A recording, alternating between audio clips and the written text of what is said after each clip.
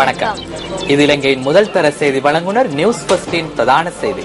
உங்களோடு இணைந்திருக்கும் நான் கௌஷிகா தயாளன். விரிவான செய்திகளுக்கு செல்ல முன்னர் முதலில் தலைப்புச் செய்திகள். புங்குடுதீவு மாணவி கொலைக்கு எதிர்ப்பு தெரிவித்து யாழில் ஹர்த்தால், மேலும் பல பகுதிகளில் ஆர்ப்பாட்டம்.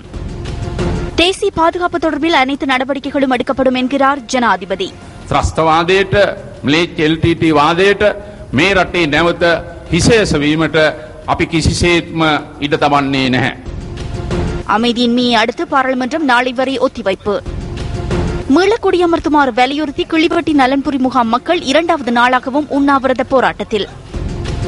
தேசத்தை ஒன்றிணைக்கும் வாகன தொடரணி அனுராதபுரத்திலிருந்து கருவலக ஸ்வெவ பகுதிக்கு. தொடர்வது உள்நாட்டுச் செய்திகள்.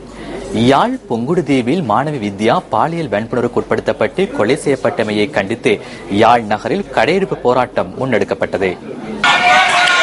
புங்குடுதீவு மாணவியின் கொலையை கண்டித்து யாழ் நகரம் முற்றிலும் ஸ்தம்பிதம்.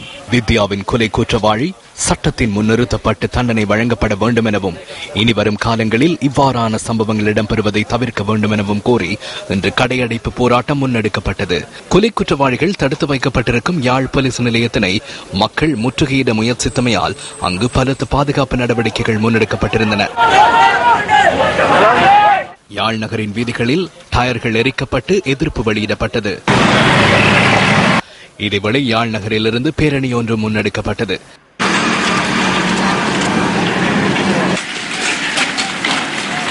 இக்குற்றவாளிகள் தண்டிக்கப்பட வேண்டும் என்பதே எமது விருப்பமாகவும் ஆவலாகவும் உள்ளது. இதேவேளை இன்றும் பல்வேறு பகுதிகளில் ஆர்ப்பாட்டங்கள், கண்டன பேரணிகள் மற்றும் கவனஈர்ப்பு போராட்டங்கள் நடத்தப்பட்டன. புங்குடுதீவு மாணவி கொலை சம்பவத்தை கண்டித்து கிளிநொச்சி பொது சந்தை வர்த்தகர்களும் இன்று முற்பகல் ஆர்ப்பாட்டத்தில் ஈடுபட்டனர். ஆர்ப்பாட்டத்தில் கலந்து கொண்டவர்கள் கிளிநொச்சி போலீஸ் அத்தியட்சகரிடம் மகஜர் ஒன்றையும் கையளித்துள்ளனர். தற்காலிக சூழ்நிலையில் 6 மாச குழந்தை தொடக்கம் 60-70 வயது பெண்கள் கூட இன்னைக்கு ரோட்ல நடமாட அச்சப்படுகிறார்கள். இனிமே இந்த சத்தம் இது கேள்விப்படக்கூடாது. நாங்க சாக தொட்டி இது கேள்விப்படக்கூடாது. இப்படி கொடுமை நடந்துச்சு இந்த பிள்ளைகளை சித்திரவதை செஞ்சு எங்களை கேட்கவே கூடாது. நாங்க சாக தொட்டியோம். வித்யாவின் கொலைக்கு நீதி கோரி முல்லைத்தீவு பாடசாலை மாணவர்களினாலும் கவன ஈர்ப்பு போராட்டம் முன்னெடுக்கப்பட்டது. பாடசாலை மாணவர்களின் பாதுகாப்பை உறுதிப்படுத்துமாறு கவன ஈர்ப்பு போராட்டத்தில் ஈடுபட்ட மாணவர்கள் சுட்டிக்காட்டினர்.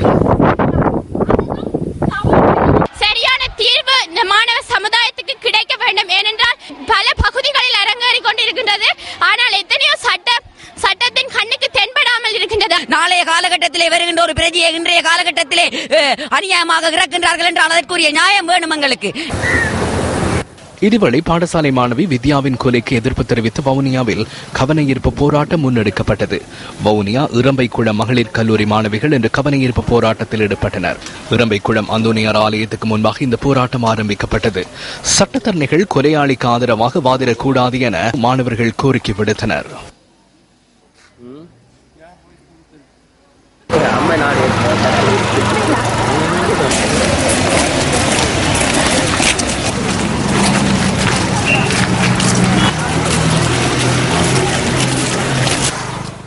இதுவரை திருகோணமலை நிலாவளி கைலேஸ்வரா கல்லூரியின் மாணவர்களும் ஆசிரியர்களும் கலந்து கொண்ட ஆர்ப்பாட்டம் திருகோணமலை புல்மோட்டை பிரதான வீதியில் முன்னெடுக்கப்பட்டது. அரசை குற்றவாளிகளை தூக்கிலிடு, மாணவ செல்வங்களுக்கு பாதுகாப்பு அளியுங்கள் என்ற வாசகங்களை ஏந்தி இந்த ஆர்ப்பாட்டம் முன்னெடுக்கப்பட்டது.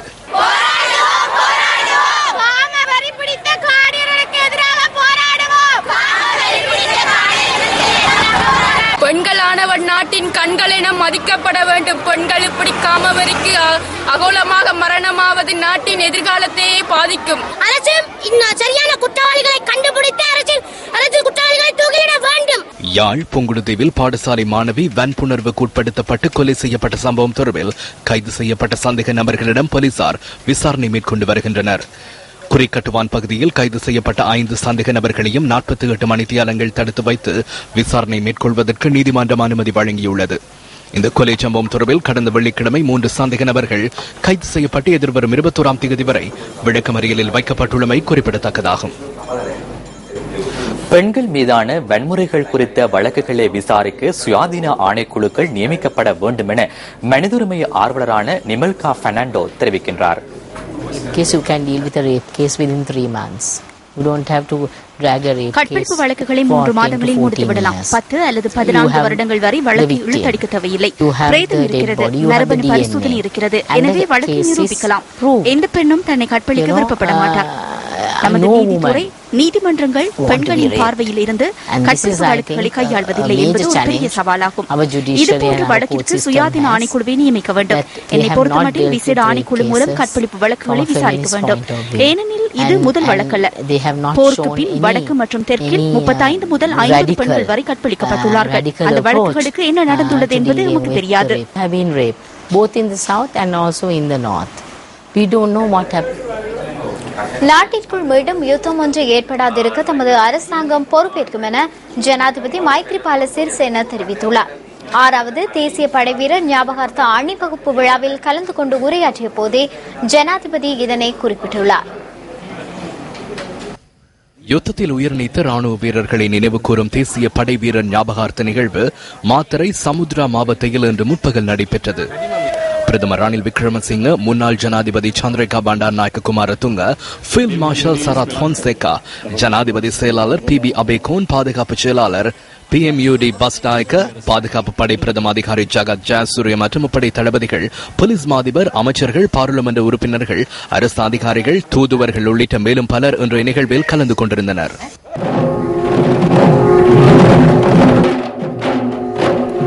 யுத்தத்தில் உயிர் நீத்த படையினரை நினைவு கூறும் வகையில் மரியாதை வேட்டுகளும் தீர்க்கப்பட்டன. யுத்த නාවික ගුවන් පොලිස් සිවිල් ආරක්ෂක ඒ සියලු දෙනාටම யுத்தம் இடம்பெற்ற காலப்பகுதியில் அதற்கான பொறுப்பை நாம் உரிய வகையில் நிறைவேற்றியுள்ளோமா என்பது குறித்து நாம் ஆராய வேண்டும்.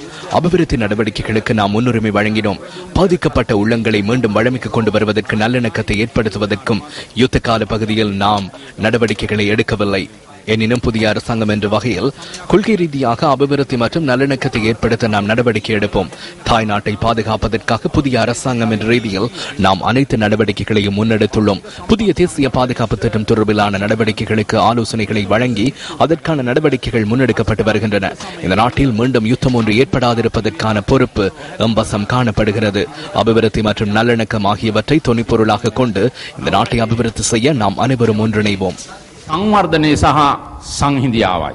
සංවර්ධනය සහ සංහිඳියාව මූලික තේමාව කොට ගනිමින් මේ රට ගොඩනගන්න. மத்திய வங்கியின் 2015ஆம் ஆண்டுக்கான முறைகள் விநியோகத்தின் போது ஏற்பட்டுள்ள பிரச்சினைகள் தொடர்பில் ஆராய்வதற்காக பிரதமரால் நியமிக்கப்பட்ட மூவரடங்கிய குழுவின் அறிக்கை பாராளுமன்றத்தில் இன்று சமர்ப்பிக்கப்பட்டது. சபை முதல்வர் லக்ஷ்மண் கிரியல்ல இந்த அறிக்கையை இன்று சபையில் சமர்ப்பித்தார். பிரதமர் குழு ஒன்றை நியமித்தமை குறித்து நீங்கள் அறிவீர்கள். இந்த குழுவின் அறிக்கை இது. இந்த அறிக்கையை சமர்ப்பிப்பதாக அவர் உறுதியளித்தார். அந்த விசாரணை குழுவில் இருந்த மூவர் யார் என்பதனை கூறுங்கள். இது அரசாங்கத்தின் அறிக்கை அல்ல அல்லவா? 3 சட்டத்தரணிகளை நியமித்து முன்னெடுத்த அறிக்கை இது. இந்த மூவரின் பெயர்களை கூறுங்கள்.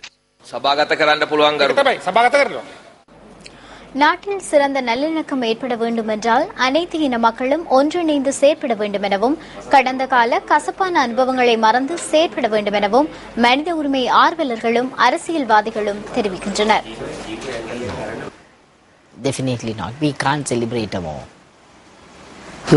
போரை நாம் கொண்டாட முடியாது. கண்டிப்பாக இரு தரப்பிலிருந்தும் இறந்தவர்களை நினைவு கூற வேண்டும். கண்டிப்பாக இந்த நாளை வருந்தக்கூடிய நாளாக அனுஷ்டிக்க வேண்டும். மீண்டும் போருக்கு செல்ல மாட்டோம் என்று சிங்கள மக்களும் நாங்கள் வெற்றி கொண்டாட மாட்டோம் என்று இருந்திருக்க வேண்டும். வெற்றி வீரர்கள் என்ற வார்த்தைகளை கூறுவதை படிப்படியாக நிறுத்த வேண்டும். இது ஒரு நாளில் நடக்காது என்பது தெரியும். ஆனால் நல்லிணக்கம் குறித்து பேசும்போது நமது மொழி மாற வேண்டும், எமது அணுகுமுறை மாற வேண்டும். But I think if you are talking about reconciliation, then our language must change. Well, I see it in terms of what the dominant perspective. பெரும்பான்மையான கருத்தாக இரு தரப்பிலும் நாம் பார்ப்பதே தெற்கில் பெரும்பான்மையான சிங்கள மக்கள் இந்த வெற்றியை வெற்றியாக பார்க்கின்றார்கள். ராணுவ ரீதியாகவும் அரசியல் ரீதியாகவும் பயங்கரவாதத்தை ஒழித்து விட்டோம், புலிகளை அழித்து விட்டோம் என நிம்மதியாக கருதுகின்றனர். வடக்கில் மனித உயிர்களின் இழப்பினை ஓர் பேரவலமாக கருதுகின்றனர். சிறந்த நல்லிணக்கத்துக்கு இரு சாராரின் கருத்துக்களும் ஒரு பொதுவான நிலைப்பாட்டுக்கு வர வேண்டும். பிரச்சனை என்னவென்றால் வெற்றியை கொண்டாடும் அதே நேரத்தில் எவ்வாறு இந்த வெற்றி கிடைத்தது என்று வருத்தமோ ஒதுங்கிக் கொள்வதோ இல்லை. போர்க்குற்றம் மனித குலத்துக்கு எதிரான குற்றம் என்ற குற்றச்சாட்டுகள் நிலவும் இந்த சூழலில் எண்ணிக்கையில் அடங்கா மக்கள் பாதிக்கப்பட்டவர்கள் குறித்து வருந்துவதில்லை. நல்லிணக்கத்தை நோக்கிச் செல்லும் பொழுது இரு தரப்பிலும் ஏற்பட்ட இழப்புகளின் விலையே இந்த வெற்றி என்றும் வருத்தப்பட வேண்டும். ஒரு சிறந்த நல்லிணக்கமாக ஒருங்கிணைந்த இலங்கையாக இறந்த வீரர்கள் மற்றும் பொதுமக்கள் குறித்து நினைவு கூற வேண்டும். அந்த சிங்கள பௌத்த தேசியவாத வாக்கு வங்கியை நம்பியிருக்கின்ற ஒரு தரப்பு தமிழ் மக்களுடைய உரிமை போராட்டத்தை தோற்கடித்ததை ஒரு மிகப்பெரிய ஒரு வெற்றியாக காட்டிக்கொள்ளாமல் இருக்க முடியாது என்றுதான் யதார்த்தம். ஆகவே எங்களை பொறுத்தவரையிலே எங்களுடைய அதாவது தமிழ் மக்களை ஏதோ ஒரு வகையில வந்து சமாளிப்பதற்காக தமிழ் மக்களுடைய பிரதிநிதிகளிருந்து சொல்லக்கூடிய தரப்புகளை பயன்படுத்தி ஏதோ பெரிய மாற்றம் வந்திருக்கின்றது, சிந்தனையில மாற்றம் வந்திருக்கின்றது, நல்லிணக்கம் என்ற கோணத்திலே மாற்றம் வந்திருக்கிறதாக எங்களுக்கு எங்கட பிரதிநிதிகளிருந்து கூறக்கூடியவர்கள் எங்கட மக்களுக்கு கருத்துக்கள். செய்திகள் தொடர்கின்றன. மத்திய வங்கி ஆளுநரை பதவி விலக்க வேண்டும் என்று அரசாங்கத்தை வலியுறுத்தும் பிரேரணை தொடர்பான விவாதத்தை விரைவுபடுத்துமாறு எதிர்க்கட்சியினர் இன்று பாராளுமன்றத்தில் கோரிக்கை விடுத்துள்ளனர். இதன்போது பாராளுமன்றத்தில் ஏற்பட்ட அமைதியின்மையினால் பாராளுமன்ற நடவடிக்கைகள் 2 முறை ஒத்திவைக்கப்பட்டு பின்னர் பாராளுமன்றத்தை நாளை பிற்பகல் வரை ஒத்திவைக்க பிரதி சபாநாயகர் தீர்மானித்தார்.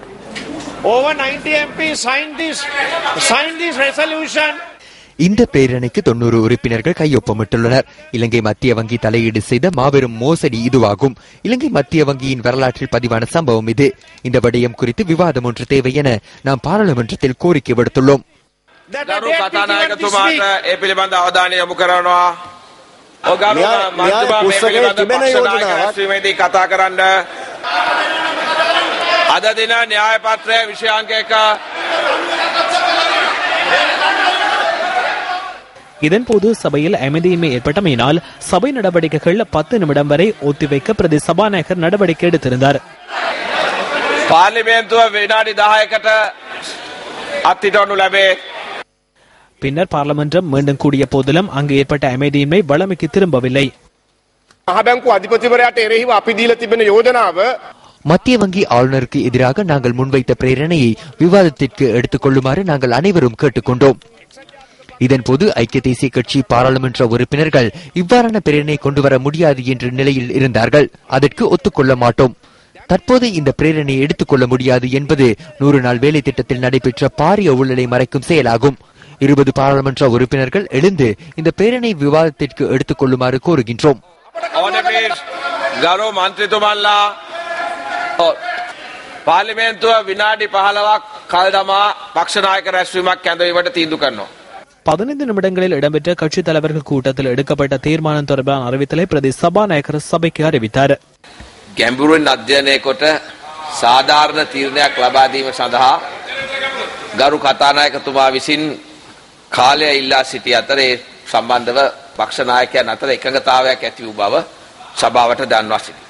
මහා බැංකුව අධිපතිවරයා මහා දවාලේ කරලා තියෙන මේ මහා மத்திய வங்கி ஆளுநர் மேற்கொண்ட இந்த மோசடி தொடர்பில் விவாதித்து இந்த சபையில் தீர்மானம் எடுக்க முடியாவிட்டால் நாட்டின் பொருளாதாரம் வீழ்ச்சி அடையும். සමස්ත මුදල් ක්‍රමයේ කඩාගෙන වැටිලා මහා ව්‍යසනයකට තමයි මේ රට යන්නේ. අද දින න්‍යාය පත්‍රයේ විෂයාංක 1.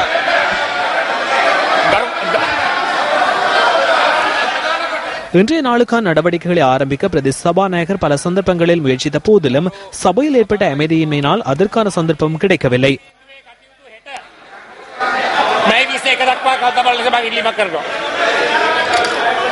පාර්ලිමේන්තුව හෙට පස්වරු 1 දක්වා කල් තබනු ලැබේ.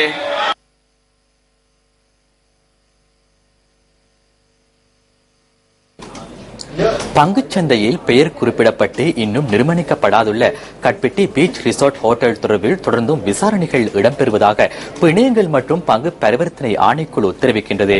குறிப்பிட்ட காலப்பகுதிக்குள் ஹோட்டல் நிர்மாணிக்கமை தொடர்பில் அதிக கவனம் செலுத்தியுள்ளதாக ஆணைக்குழு சுட்டிக்காட்டியுள்ளது.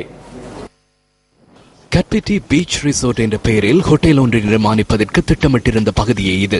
இன்று நாம் பெற்றுக்கொண்ட காட்சிகளுக்கு அமைய இங்கு எவ்வித நிர்மாண பணிகளும் மேற்கொள்ளப்படவில்லை என்பதுடன் அதற்கான ஆயத்தங்களையும் கண்டுகொள்ள முடியவில்லை. இந்த ஹோட்டலை நிர்மாணிப்பதற்கென தெரிவித்து 2011 ஆண்டு டிசம்பர் மாதம் விநியோகிக்கப்பட்ட பங்குகள் மூலம் கிடைத்த 283 மில்லியன் ரூபாய் திரட்டப்பட்டுள்ளது. 24 முதல் 30 மாதங்களுக்குள் ஹோட்டலின் நிர்மாண பணிகளை நிறைவு செய்வதாக குறித்த நிறுவனம் உறுதி வழங்கியிருந்ததாக பிணையங்கள் மற்றும் பங்கு பரிவர்த்தனை ஆணைக்குழு தெரிவிக்கிறது. இந்த கொடுக்கல் வாங்கலுக்கு பொறுப்பு கூற வேண்டியவர் யார்? கட்பிட்டி பீச் ரிசோர்ட் ஹோட்டலின் நிர்மாண பணிகளை மேற்கொள்ள சீட்டர்ஸ் லேஷர் நிறுவனமே திட்டமிட்டிருந்தது. பிரேமா குரே சீட்டர்ஸ் லேஷர் நிறுவனத்தின் தலைவராக பதவி வகிப்பதுடன் திலித் ஜாவிர, வருணி பெர்னாண்டோ, சந்தன தால்வாத்த, சார்வ அமரசேகர, ராஜேந்திர செனவிரத்ன, மனோஜ் பிலிமத்தலாவ, சுரேஷ் டிமெல் மற்றும் வாசுல பிரேமவர்தன ஆகியோர் அதன் பணிப்பாளர்களாக செயற்படுகின்றனர். சீட்டர்ஸ் லேஷர் நிறுவனத்தின் இணையதளத்தில் குறிப்பிடப்பட்டுள்ள விடயங்களை நோக்கும் போது 2014 ஆண்டு கட்பிட்டி பீச் ரிசோர்ட் ஹோட்டலின் நிர்மாண பணிகள் ஆரம்பிக்கப்பட்டிருக்க வேண்டும். எனினும் அதன் கட்டுமான பணிகள் இதுவரை ஆரம்பிக்கப்படவில்லை. ஆகவே பங்குதாரர்களின் பணத்துக்கு என்ன நடந்தது என பிணையங்கள் மற்றும் பங்கு பரிவர்த்தனை ஆணைக்குழு கேள்வி எழுப்பியுள்ளது. ஆரம்பத்தில் இந்த திட்டத்தின் ஒரு பங்கிற்கான விலை 17 ரூபாய் 50 என குறிப்பிடப்பட்டிருந்தது. எனினும் அதன் பின்னர் பங்கொன்றின் விலை 24 ரூபாவாக அதிகரிக்கப்பட்டுள்ளது. இன்று அந்த ஹோட்டல் திட்டத்திற்கான பங்கொன்றின் விலை 3 ரூபாய் 60% குறைவடைந்துள்ளது. குறித்த ஹோட்டலின் நிர்மாண பணிகளை மேற்கொள்ளும் நிறுவனத்தின் பணிப்பாளர்களில் ஒருவரான திலித் ஜாவிரவிடம் போலீஸ் நீதி குற்றவியல் விசாரணை பிரிவு பங்குச் சந்தையின் குடுக்கல் வாங்கல்களில் வாக்குமூலம் பெற்றுக்கொண்ட விடயத்தினை அண்மையில் பல ஊடகங்களும் செய்தி வெளியிட்டிருந்தன.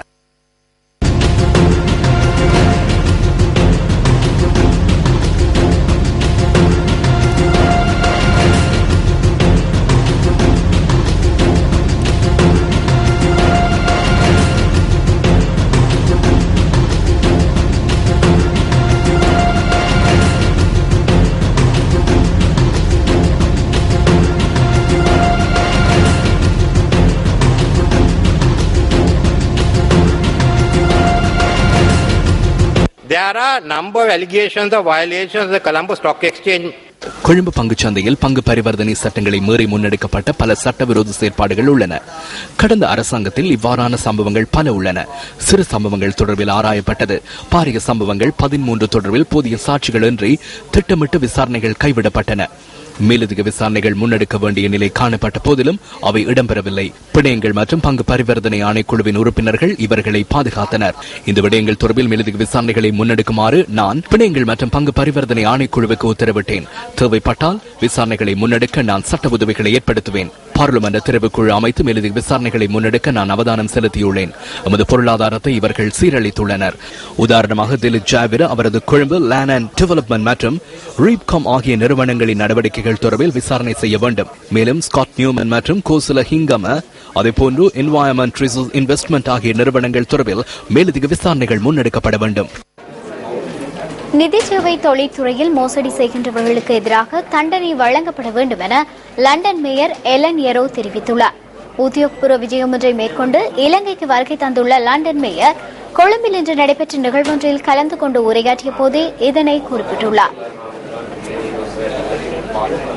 இலங்கை கணக்காய்வாளர் நிறுவனம் மற்றும் பிணையங்கள் மற்றும் பங்கு பரிவர்த்தனைக்கான நிறுவனம் ஆகியன இணைந்து பிரதம நிறைவேற்று அதிகாரிகளுக்கான இந்த மாநாட்டை ஏற்பாடு செய்திருந்தன. வர்த்தகங்களைப் போன்றே மனிதர்களுக்கும் பல சந்தர்ப்பங்களில் தவறுகள் ஏற்படும். அவ்வாறான நபர்களை எவ்வாறு செயற்படுத்த வேண்டும் என்பது குறித்து லண்டன் நகரில் நாம் ஓர் நிலைப்பாட்டிற்கு வந்துள்ளோம். அவர்கள் தண்டனைக்கு உட்படுத்தப்பட வேண்டும். அவ்வாறான பல சம்பவங்கள் நாம் முன்னெடுத்து அனுபவத்தை பெற்றுக் கொண்டுள்ளோம். அவர்களை சட்டத்தின் முன் கொண்டு வந்து அவர்களை சிறந்த முறையில் நடாத்த வேண்டும் என்பதனை கூற வேண்டும். அவ்வாறான நபர்களுக்கு எதிராக எவ்வாறான நடவடிக்கைகள் எடுக்க வேண்டும் என்பது குறித்து நாம் ஓர் நிலைப்பாட்டில் உள்ளோம். சொந்த இடத்தில் தம்மை மீள குடியமர்த்துமாறு வலியுறுத்தி கிளிவெட்டி முகாமில் உள்ள மக்கள் 2வது நாளாக உண்ணாவிரத போராட்டத்தை முன்னெடுத்துள்ளனர். புதிய அரசாங்கம் மீள்குடியேற்றுவதாக வழங்கிய வாக்குறுதி நிறைவேற்றப்படவில்லை என போராட்டத்தில் ஈடுபட்டுள்ள மக்கள் சுட்டிக்காட்டுகின்றனர். 2006 ஆண்டு நாட்டில் ஏற்பட்ட யுத்தத்தின் போது சம்பூரிலிருந்து இடம்பெயர்ந்தவர்கள் கிளிவட்டி, கட்டைப்பருச்சான், மணற்சேனை, பட்டித்திடல் ஆகிய நலன்புரி நிலையங்களில் தங்க வைக்கப்பட்டனர். சுமார் 10 வருடங்களாக அடிப்படை வசதிகள் எதுவும் மற்ற நிலையில் பெரும் அவலத்துடன் வாழும் தம்மை தமது சொந்த இடமான சம்பூரில் மீளக்குடி அமர்த்துமாறு வலியுறுத்தி கிளிவட்டி நலன்புரி முகாமில் உள்ள மக்கள் 2வது நாளாகவும் உண்ணாவிரத போராட்டத்தில் ஈடுபட்டுள்ளனர்.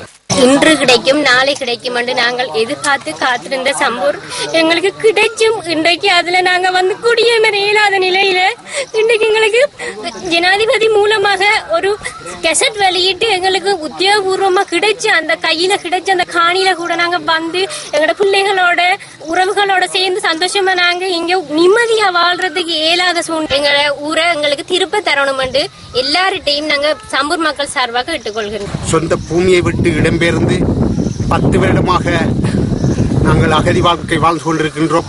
முகாம்கள் இருந்து நாங்கள் இன்னும் மீள்குடியேற்றம் செய்யப்படவில்லை. எனவே நாங்கள் எங்கள் சொந்த காணி எங்களுக்கு கிடைக்கும் வரை எங்கள் போராட்டம் எங்கள் உண்ணாவிரத இந்த அகிம்சை வழியில் நாங்கள் தொடர்ந்தே இருப்போம் என்பதை நாங்கள் அன்பாக அறிவிக்கின்றோம். சொந்த இடங்களில் மீள்குடியமர்த்தப்படும் வரை சாகும் வரை உண்ணாவிரத போராட்டத்தில் ஈடுபட போவதாகவும் அவர்கள் தெரிவித்தனர். அரசியல்வாதிகளும் தம்மை கைவிட்டுள்ளதாக போராட்டத்தில் ஈடுபட்டவர்கள் குறிப்பிட்டுள்ளனர்.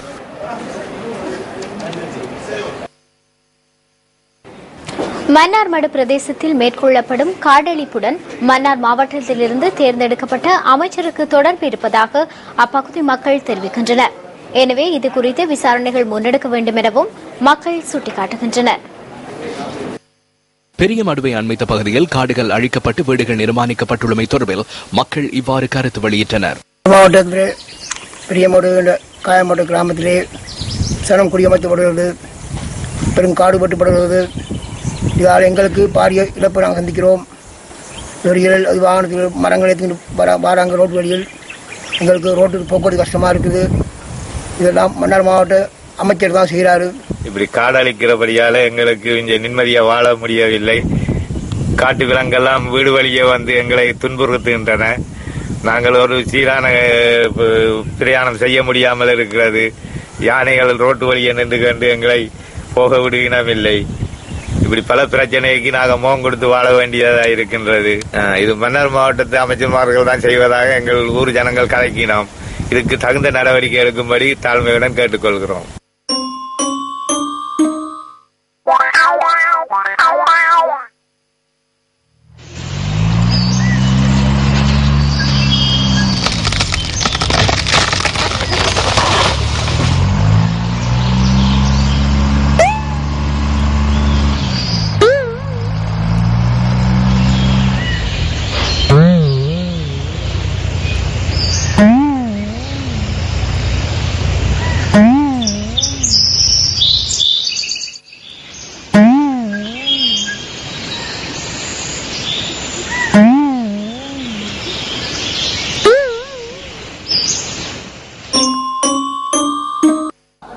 பதுளை ஹல்தமுள்ள நீட்வுட் பிரிவு மக்கள் அடிப்படை வசதிகளின்றி வாழ்ந்து வருகின்றனர்.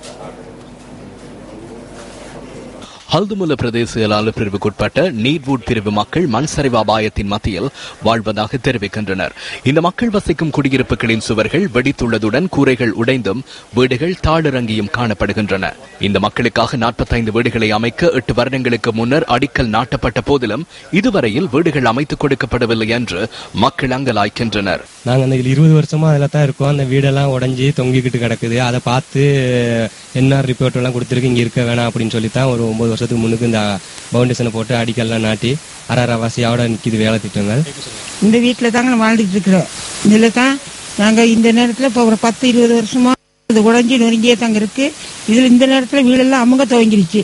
எங்களுக்கு இருக்கிறதுக்கு வழி இல்லாம தடுமாறி நிக்கிறோம். 7 அடி அறையை கூட புனரமைத்து தராத அதிகாரிகள் இன்னும் எத்தனை வருடங்களில் வீடுகளை புனரமைப்பார்கள் என்றும் மக்கள் கேள்வி எழுப்புகின்றனர்.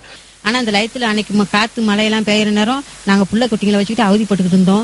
யாருக்கிட்ட நாங்க போய் சொல்றது? வந்து பாக்குறவங்களும் அந்த சிந்தர அந்த சிந்தரங்க நாங்க இது வரைக்கும் ஒருத்தர் வந்து பாக்கல. நாங்க இதுல தான் இருந்து நாங்க சாகக்கூடிய வாய்ப்பு தான் எங்களுக்கு இப்போ இருக்கு. யாருமே வர இல்ல. கிராம சார் வர மாட்டேங்கிறாங்க. ஏஜ்ல இருந்து வந்து பார்த்தாங்க, அவங்களும் வந்து ஒரு நடவடிக்கை எடுக்கல. இந்த விடயம் தொடர்பில் சம்பந்தப்பட்டவர்கள் எவரும் இதுவரையில் எந்த நடவடிக்கையும் எடுக்கவில்லை என்று நீட்வுட் தோட்ட மக்கள் கூறுகின்றனர். அந்த வீடு கட்டுறதுக்கு அப்படியே அந்த இடமெல்லாம் அப்படியே கிடக்குங்க. இப்ப அதை சரி பண்றதுக்கு நீங்க எப்படி முயற்சி பண்ணுங்க. எங்களுக்கு ஒன்றும் செய்யாத நிலைமையில நாங்கள் இருக்கிறோம். விரைவில் தமக்கான பாதுகாப்பான இருப்பிடங்களை அமைத்து தர சம்பந்தப்பட்டவர்கள் விரைந்து நடவடிக்கை எடுக்க வேண்டும் என வினயமாக கோருகின்றனர் ஹல்துமுல்ல நீர்வூர் தோட்ட மக்கள். உலகை வெற்றி கொள்ளும் பயணத்திற்கு அனைத்து இளைஞர்களையும் ஒன்றிணைத்துக் கொண்டு பயணிக்கும் தேசத்தை ஒன்றிணைக்கும் ஒற்றுமை பயணத்தின் வாகன தொடரணி கருவல கஸ்வெவ பகுதியை இன்று சென்றடைந்தது.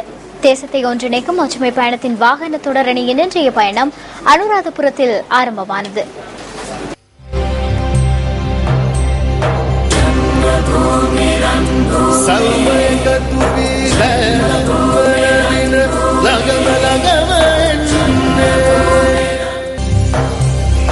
අමනුල කිරිසිපෙන හිරු කිරණින් ඇයම අවදිවන්නේ. தேசத்தை ஒன்றிணைக்கும் ஒற்றுமை பயணத்தின் வாகன தொடரணி அனுராதபுரம் ஜெயஸ்ரீ மகாவிகாரியில் இடம்பெற்ற மத அனுஷ்டானங்களின் பின்னர் பயணத்தை ஆரம்பித்தது.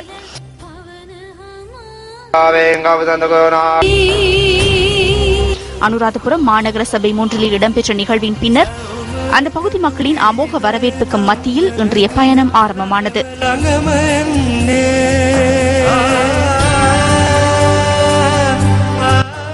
மகா சங்கத்தினர், வரையறுக்கப்பட்ட கேபிட்டல் மகாராஜா நிறுவனத்தின் உயர் அதிகாரிகள் மற்றும் தேசிய இளைஞர் சபை மன்றத்தின் அதிகாரிகள் உள்ளிட்ட மேலும் பலர் கலந்து கொண்டிருந்தனர்.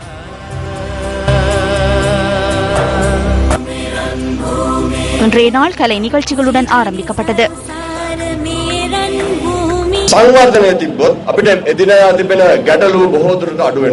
அபிவிருத்தி இருக்குமானால் எமது நாளாந்த பிரச்சனைகள் பெருமளவில் குறைவடையும்.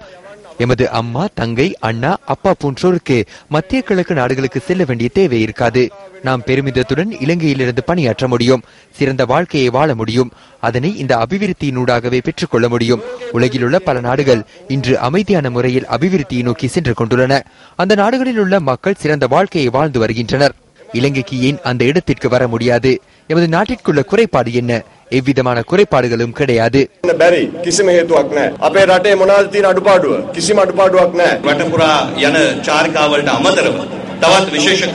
நாடுபுறாகவும் செல்லும் பயணத்தை தவிர கடந்த காலங்களில் பல்வேறு நிகழ்வுகளை நாம் முன்னெடுத்துள்ளோம். கிராமங்கள் மற்றும் நகரங்கள் புறாகவும் நாம் கம்பெத்த நிகழ்ச்சிகளை நடத்தியுள்ளோம். கிராமத்திற்கு விளையாட்டு நிகழ்ச்சியும் நாம் ஏற்பாடு செய்துள்ளோம். இலங்கை மக்களுக்காக நாம் உதவிகளை செய்துள்ளோம். நியூஸ் ஃபர்ஸ்ட் என்ற வகையில் செய்திகளை மாத்திரம் வழங்காது, அதற்கு அப்பாற் சென்று மக்களுக்கான சேவையை வழங்க நாம் எதிர்பார்த்துள்ள ஓர் ஊடக நிறுவனமாக இருக்கின்றோம். ඉන් ඔබට ගිහිල්ලා ලංකාවේ හැමතැනටම ගිහිල්ලා ජනතාව වෙනුවෙන් සේවය කරන්න බලාපොරොත්තු වෙන සින්න නාලිකාවක් හැටියට හඳුන්වන්නට පුළුවන්. அனுராதபுரம் நகரை அடையாளப்படுத்தி அடையாள சின்னத்தை ஏந்திய வாகன தொடரணிக்கு பெருமளவிலான மக்களின் ஆதரவு கிடைத்தது. மரபி காவல் கொள்ளும் பூமிய பூமி செந்தன் காய் பூமிரா சிறினி சருசாரமே பூமி சித்தினி பல்லவரித்த மேக பூமி கத்தினி ரக்கதன் மேமம் பூமி சாகேரண்டி மணி. உண்மையிலே எமது நாட்டிற்கு மிகவும் அவசியமான இன மத ஒற்றுமையை வலியுறுத்தும் இப்பயணம் ஒரு விசேஷ அம்சமாகவே நாம் பார்க்கின்றோம். இப்படியான நிகழ்வுகளை ஒழுங்கு செய்த எல்லா ஸ்தாபனங்களுக்கும் எமது நன்றி உரித்தாகட்டும். சமாதான சூழல் ஒன்று ஏற்பட்டிருக்கு. இது எல்லோரும் ஒற்றுமையாக வாழக்கூடிய ஒரு சந்தர்ப்பம். அதை நினைச்சு நாங்க பெருமை அடைகிறோம். இலங்கையில இனம் மதம் பேதமின்றி எல்லாரும் ஒரு தாய் மக்களாக வாழணும். இப்படி நிகழ்ச்சி நீங்க தொடர்ந்து செய்யறதுக்கு எந்த வாழ்த்து. அதனைத் தொடர்ந்து நொச்சியாகமன் நகரை நோக்கி பயணத்தை ஆரம்பித்த வாகன தொடரணிக்கு மக்கள் மத்தியில் அமோக வரவேற்பு அளிக்கப்பட்டது.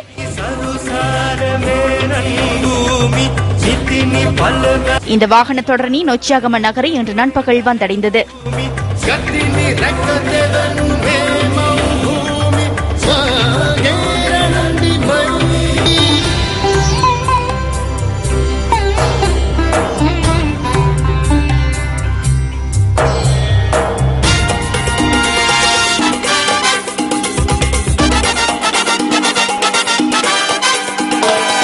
அதன் பின்னர் இன்றைய நாளின் இறுதி நகரான கருவெலகஸ்வவை வாகன தொடரணி இன்று மாலை வந்தடைந்தது. கருவெலகஸ்வ நகரிற்கு வருகை தந்த வாகன தொடரணிக்கு அமோக வரவேற்பு அளிக்கப்பட்டது.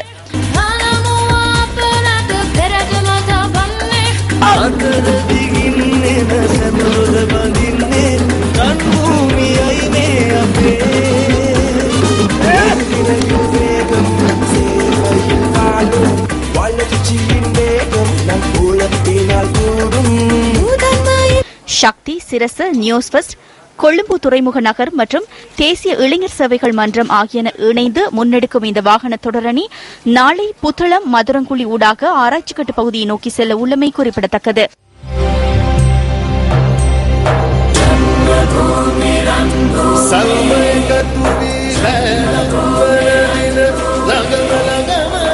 இத்துடன் நியூஸ் ஃபர்ஸ்டின் 8 மணி பிரதான செய்திகள் நிறைவு பெறுகின்றன. நியூஸ் ஃபர்ஸ்டின் டுநைட் செய்தி 10:45க்கு எதிர்பாருங்கள்.